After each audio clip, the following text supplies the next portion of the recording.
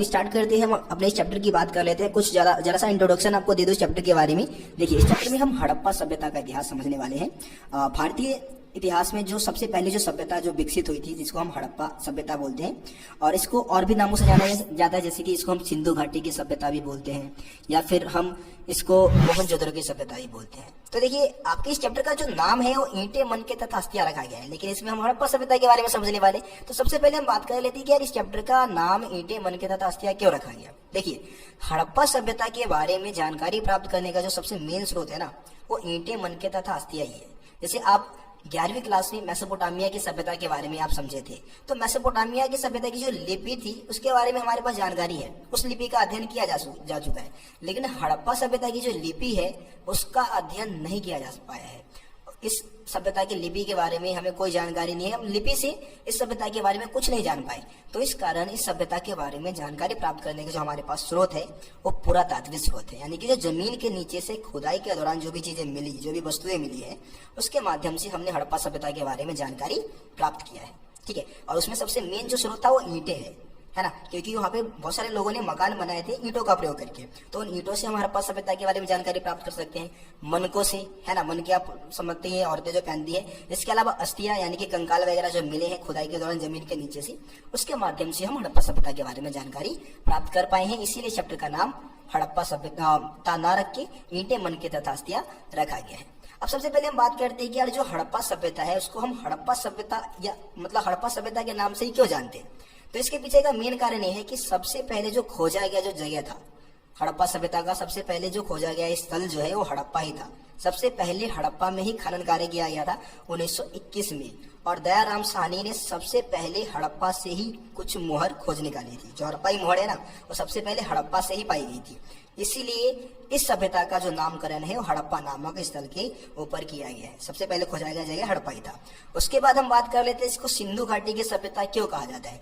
तो सिंधु घाटी की सभ्यता कहे जाने के पीछे का मेन कारण क्या है कि सिंधु नदी के आसपास विकसित हुआ था यह सभ्यता, है ना, तो इसीलिए इसको हम सिंधु घाटी की सभ्यता ही बोलते हैं। मोहनजोदड़ो की सभ्यता क्यों बोलते हैं, तो भाई इस सभ्यता को जो सबसे विकसित और सबसे ज्यादा नियोजित और सबसे ज्यादा फेमस जो जगह था ना, वो मोहनजोदड़ो था, और इस कारण इस सभ्यता को हम मोहनजोदड़ो की सभ्यता भी बोलते हैं। देखिए, हड़प्पा की जो खोज है वो दयाराम साहनी ने 1921 में किया था।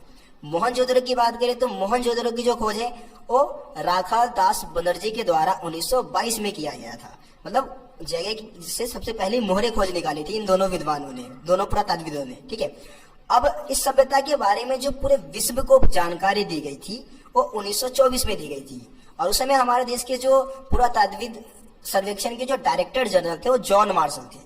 जॉन मार्शल सबसे प्रमुख थे, और उनके अंडर में ही रह के दयाराम साहनी और राखाल दास बनर्जी काम कर रहे थे, और इन तीनों की मदद से ही हड़प्पा सभ्यता की खोज की घोषणा पूरी दुनिया के सामने 1924 में की गई थी। तो यहाँ पे दो चीजें, आपको दो डेट याद रखना है। एक तो भाई हड़प्पा सभ्यता की खोज कब हुई, तो आपको 1921 का डेट बताना है, और दूसरी कि भाई पूरी दुनिया के सामने हड़प्पा सभ्यता के बारे में जानकारी कब प्रस्तुत की गई, या पूरी दुनिया को हड़प्पा सभ्यता के बारे में कब बताया गया, तो 1924 का डेट आपको बताना है। ठीक है, तो ये चीज आप याद रखिए। अब देखिए दोस्तों, हुआ क्या कि जब अंग्रेजों का आगमन भारत में हुआ ना, तो अंग्रेजों ने बोला कि यार भारत के लोग तो सभ्य है ही नहीं और ना कभी सभ्य थे। सभ्यता का मतलब क्या है, देखिए यहाँ पे सभ्यता का मतलब ये है कि यार लोग अच्छे कपड़े पहने, अच्छे मकान में रहे, अच्छी भाषा बोले, है ना, अच्छा खान पान हो उनका, वो सभ्य है। अंग्रेजों के लिए सभ्यता का मतलब यही था कि भाई अच्छे मकान में लोग रहे, है ना, इंग्लिश बोले या फिर अच्छी भाषा का प्रयोग करे, अच्छे कपड़े पहने, तो क्या है, सभ्य है। लेकिन अंग्रेजों को ऐसा लगता था कि भारतीय लोग कभी सभ्य थे ही नहीं, क्योंकि वो ज्यादातर आदिवासी कबीलों में जाते थे, और आदिवासी लोग पता ही आपको कैसे किस तरीके से रहते थे, केले का पत्ता लपेट लिया और हुला लाला कर रहे हैं, इस तरीके से आदिवासी लोगों का जीवन था। और बहुत सारे आदिवासी कबीले हमारे देश में उस समय मौजूद थे जब अंग्रेजों का आगमन भारत में हुआ था। तो इस कारण उनका कहना यह था कि भारत के लोग इतिहास में कभी सभ्य नहीं थे। लेकिन जब हड़प्पा सभ्यता की खोज हुई 1921 में, तो अंग्रेजों की सोच पूरी तरीके से बदल गई। अंग्रेजों को विश्वास हो गया कि यार भारत के लोग भी आज से लगभग 5000 साल पहले, अगर डेट निकालेंगे 2600 ईसा पूर्व पहले हड़प्पा सभ्यता का विकास हुआ था। हड़प्पा सभ्यता का समय काल क्या है, 2600 ईसा पूर्व से लेके 1900 ईसा पूर्व की सभ्यता का समय काल माना जाता है।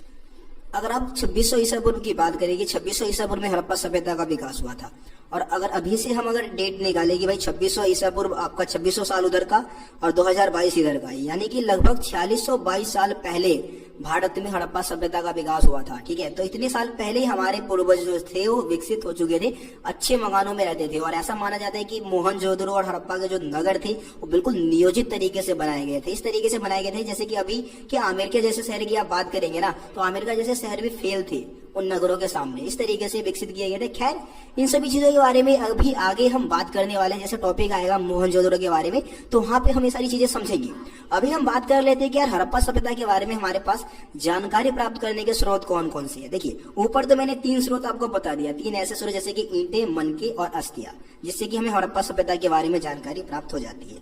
इसके अलावा आभूषण है बहुत सारी, औजार है, मृदभांड है, मृदभांड मतलब होता है मिट्टी का बर्तन, ठीक है, और मोहरे। मोहरे आप समझ लें, स्टैम्प, जो कि सेलखड़ी नामक पत्थर से हड़प्पाई मोहरों का निर्माण, मोहरे जो थी वो बनाई जाती थी और उसका प्रयोग ज्यादातर व्यापार वगैरह करने के लिए होता था। ठीक है, तो ये ऐसे स्रोत है जिससे कि हम हड़प्पा सभ्यता के बारे में जानकारी प्राप्त कर सकते हैं। और मेन चीज आपको पता है कि भाई हड़प्पा सभ्यता की लिपि का अध्ययन अभी तक नहीं किया जा चुका है।